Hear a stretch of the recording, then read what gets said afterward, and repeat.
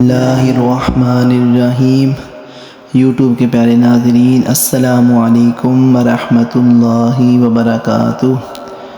آج ہم سورہ آل عمران آیت نمبر 61 کی روشنی میں فضائل اہل بیت سننے کی سعادت حاصل کریں گے۔ اللہ پاک قرآن مجید فرقان حمید میں ارشاد فرماتا ہے: فَمَنْ حَاجَّكَ فِيهِ مِنْ بَعْدِ مَا جَاءَكَ مِنَ الْعِلْمِ فَقُلْ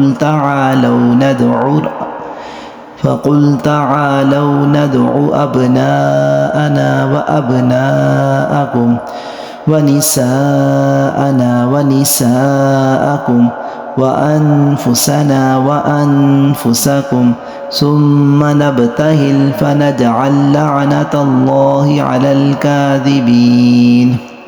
ترجمہ: پھر اے حبیب، تمہارے پاس علم آ جانے کے بعد جو تم سے عیسیٰ کے بارے میں جھگڑا کریں تو تم ان سے فرما دو، آؤ ہم اپنے بیٹوں کو اور تمہارے بیٹوں کو اور اپنی عورتوں کو اور تمہاری عورتوں کو اور اپنی جانوں کو اور تمہاری جانوں کو مقابلے میں بلا لیتے ہیں، پھر مباہلہ کرتے ہیں اور جھوٹوں پر اللہ کی لعنت ڈالتے ہیں۔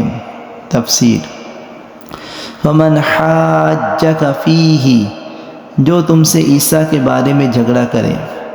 یہاں مباہلے کا ذکر ہو رہا ہے۔ اس کا معنی سمجھ لے۔ مباہلہ کا عمومی مفہوم یہ ہے کہ دو مد مقابل افراد آپس میں یوں دعا کریں کہ اگر تم حق پر اور میں باطل ہوں تو اللہ تعالیٰ مجھے ہلاک کرے، اور اگر میں حق پر اور تم باطل پر ہو تو اللہ تعالیٰ تجھے ہلاک کرے۔ پھر یہی بات دوسرا فریق بھی کہے۔ اب واقعہ سنیے۔ جب سرکار عالی وقار صلی اللہ تعالیٰ علیہ وآلہ وسلم نے نجران کے عیسائیوں کو یہ آیت پڑھ کر سنائی اور مباہلہ کی دعوت دی تو کہنے لگے کہ ہم غور اور مشورہ کر لیں، کل آپ کو جواب دیں گے۔ جب وہ جمع ہوئے تو انہوں نے اپنے سب سے بڑے عالم اور صاحب رائے شخص عاقب سے کہا کہ اے عبد المسیح، مباہلہ کرنے کے بارے میں آپ کی کیا رائے ہے؟ اس نے کہا: اے نصارہ کی جماعت، تم پہچان چکے ہو کہ محمد نبی مرسل تو ضرور ہیں۔ اگر تم نے ان سے مباہلہ کیا تو سب ہلاک ہو جاؤ گے۔ اب اگر نصرانیت پر قائم رہنا چاہتے ہو تو انہیں چھوڑ دو اور گھروں کو لوٹ چلو۔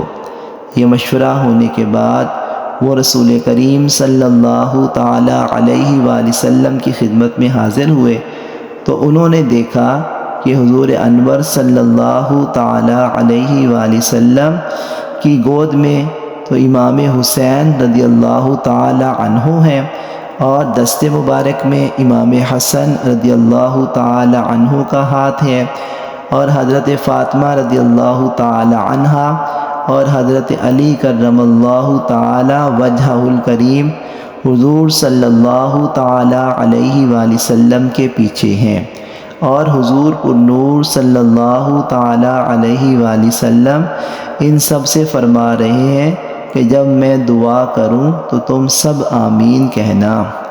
نجران کے سب سے بڑے عیسائی پادری نے جب ان حضرات کو دیکھا تو کہنے لگا: اے جماعت نصارہ، میں ایسے چہرے دیکھ رہا ہوں کہ اگر یہ لوگ اللہ عز و جل سے پہاڑ کو ہٹا دینے کی دعا کریں تو اللہ تعالیٰ پہاڑ کو جگہ سے ہٹا دے۔ ان سے مباہلہ نہ کرنا ورنہ ہلاک ہو جاؤ گے، اور قیامت تک روئے زمین پر کوئی عیسائی باقی نہ رہے گا۔ یہ سن کر نصارہ نے سرکار کائنات صلی اللہ تعالیٰ علیہ وآلہ وسلم کی خدمت میں عرض کیا کہ مباہلہ کی تو ہماری رائے نہیں ہے۔ آخر کار انہوں نے جزیہ دینا منظور کیا، مگر مباہلہ کے لیے تیار نہ ہوئے۔ سرکار دو عالم صلی اللہ تعالی علیہ وآلہ وسلم نے فرمایا کہ اس ذات کی قسم جس کے قبضے دست قدرت میں میری جان ہے، نجران والوں پر عذاب قریب ہی آ چکا تھا۔ اگر وہ مباہلہ کرتے تو بندروں اور سوروں کی صورت میں مسخ کر دیے جاتے اور جنگل آگ سے بھڑک اٹھتا اور نجران اور وہاں کے رہنے والے پرندے تک نیست و نابود ہو جاتے اور 1 سال کے عرصے میں تمام نصارہ ہلاک ہو جاتے۔ اللہ پاک ہم سب کو اہل بیت سے سچی محبت، عقیدت، الفت، پیار عطا فرمائے۔